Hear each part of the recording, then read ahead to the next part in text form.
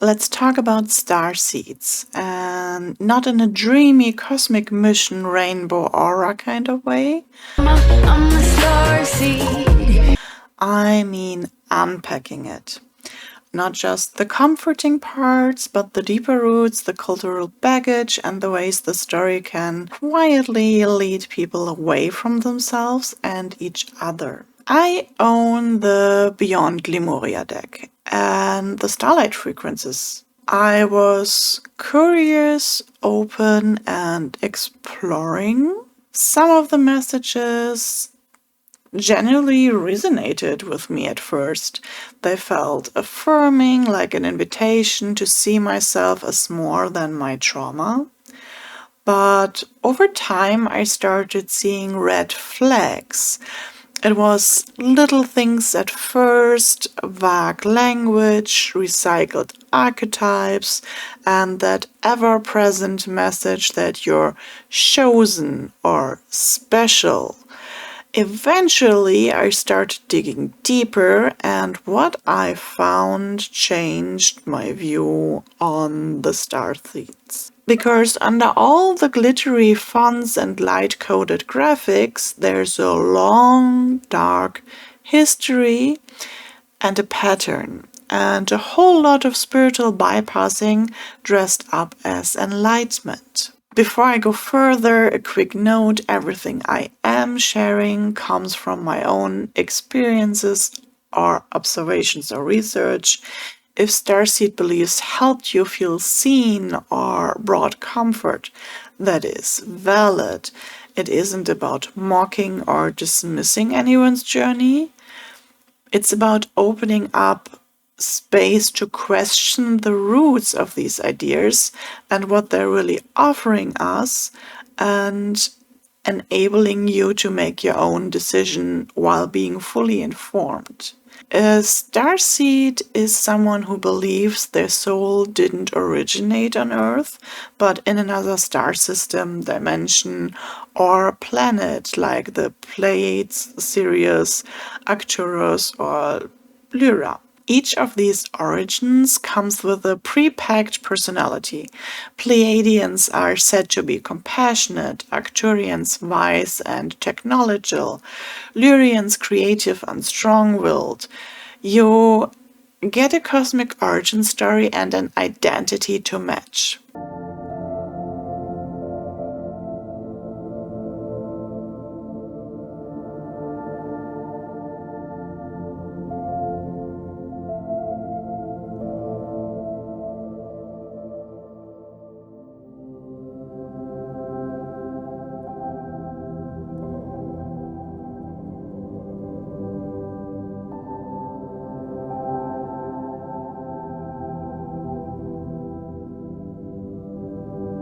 The idea is that starseeds incarnate here with a mission to raise Earth vibration or help humanity evolve.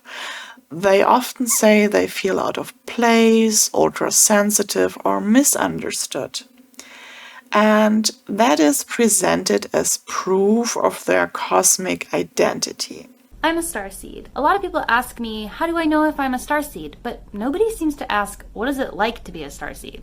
Starseeds are alien consciousness born into human bodies. Because of our unique energy signatures, we have pretty hard lives. Being a starseed is a super lonely experience. It feels like nobody understands you, and it feels like your family is far away in space. Starseeds have a super different energy signature than other Earthlings. Because of this, they're often diagnosed with severe mental illness because of their inability to just go about life like nothing is wrong. They can see the corruption in place very clearly. The positives are that you're usually super smart and also really psychic. And if you can learn how to master your interdimensional traveling with your conscious energy, you don't have to feel lonely and you can connect to your family in space.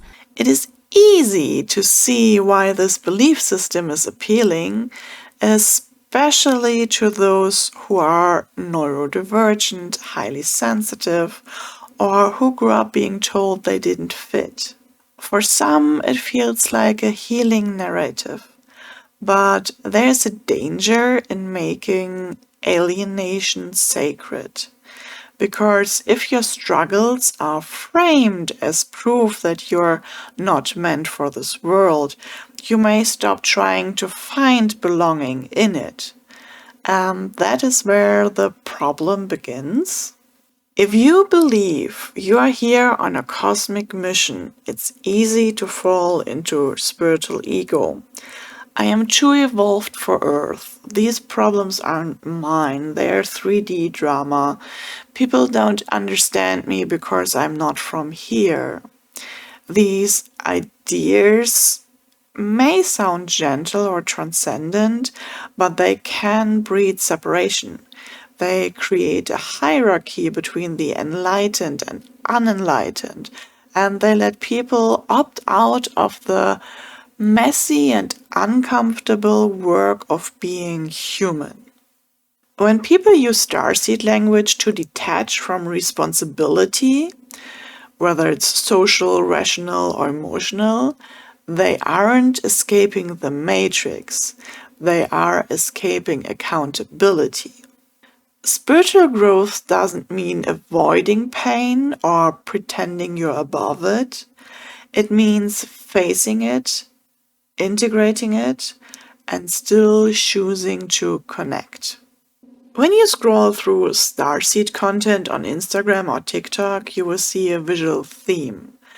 Light-skinned, thin, feminine presenting people wearing flowy dresses bathed in pastel filters. Who gets to be seen as galactic or high vibe and who doesn't? The dominant imagery rarely includes fat bodies, disabled bodies, visibly queer or trans people, or anyone who doesn't fit a narrow definition of beauty. The message, subtle or sometimes not so subtle, about who is special enough to claim cosmic origins. That is not higher consciousness, that is just repackaged supremacy.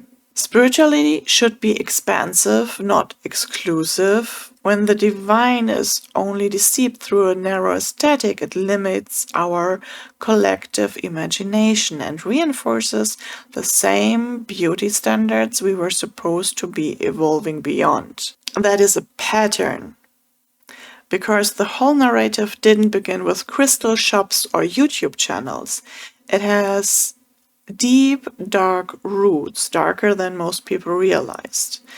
In the 1930s, William Dudley Pelley, a known fascist and former screenwriter, claimed to have astral encounters with advanced beings. He used these visions to found the Silver Legion, a paramilitary group mixing New Age-style cosmic revelations with openly white supremacist Arthurian beliefs.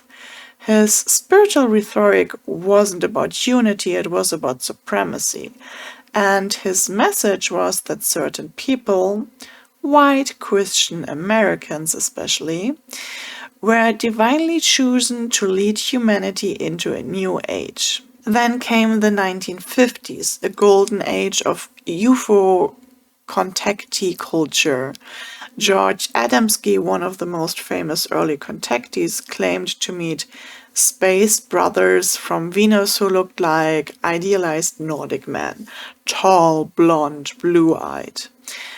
These aliens supposedly came in peace to warn humanity about war and ecological destruction, but also reinforced an image of spiritual authority tied to whiteness, perfection, and control. Even today, many channeled messages in starseed communities reference the Pleiadians as blonde, high cheek-boned, and benevolent guides, reflecting a strange consistency in appearance even across the supposed diversity of star systems.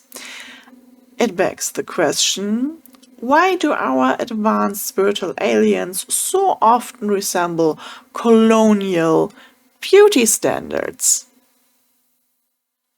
These aren't just harmless stories, they shape who get to feel chosen, enlightened, or involved.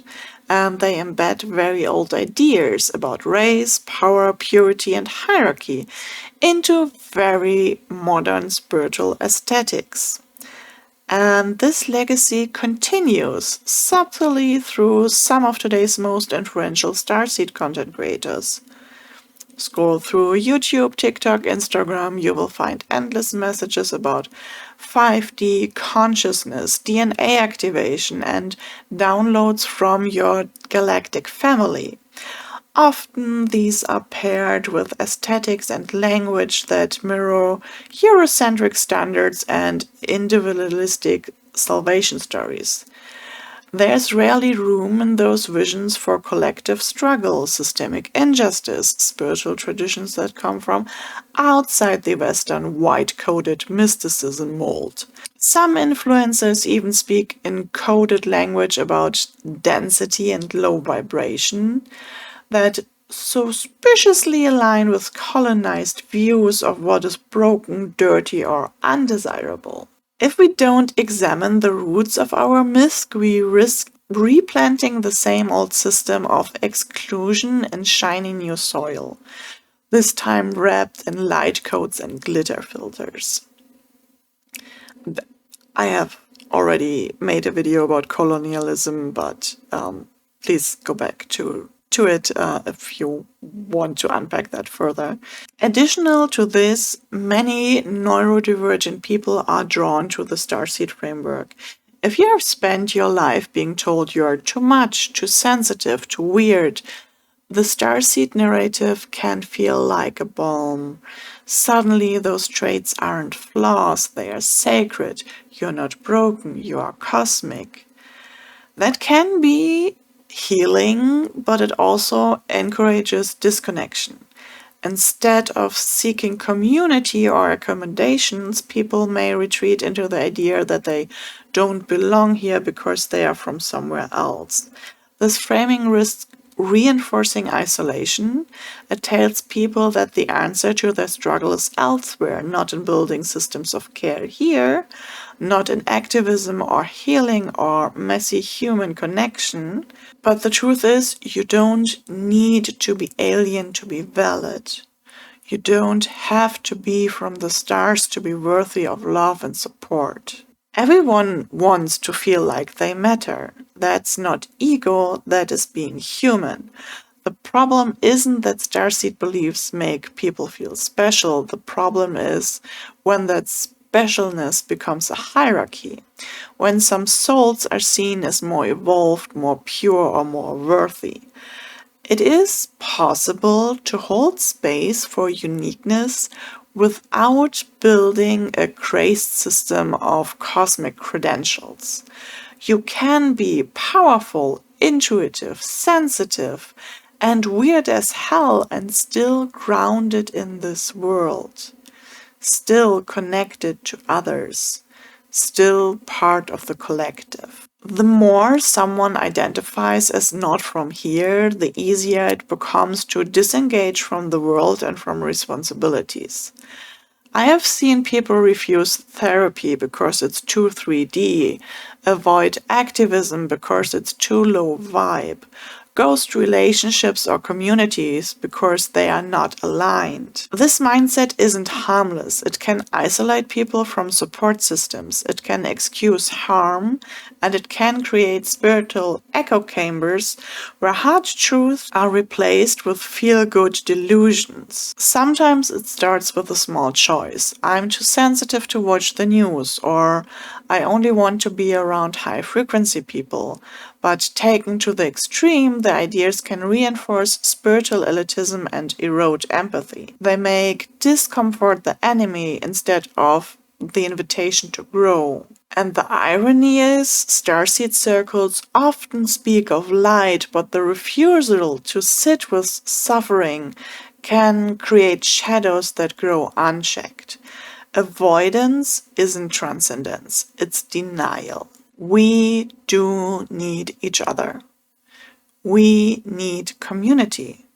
We need groundness, as not as a punishment for being sensitive, but as a way to root and regulate those sensitivities. Healing doesn't happen through avoidance.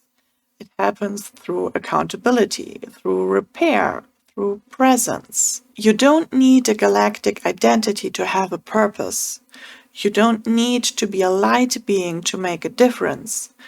You don't need to ascend to be worthy. You can choose to be here, to be messy, to be human. Instead of floating above the world, you can learn to live with it more fully, more honestly. That is real spiritual work, not ascension, but integration. Maybe the alternative isn't abandoning all your spiritual practices, but rooting them deeper. What does your body need? What kind of connection nourishes your nervous system? Who in your life makes you feel like you belong, not because you're cosmic, but because you are you?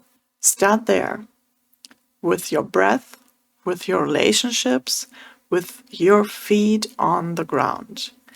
You don't have to give up wonder or intuition to become grounded, but grounding is what allows those gifts to actually help people, not just separate them. I am linking an article about the dark roots in the description below. If you want to dive deeper into research, that's a great way to start. What is your experience with starseed culture? Has it made you question things? Let's talk about it in the comments. And if you want more grounded conversations about spirituality, subscribe. There is more to explore, and I would love to have you with me.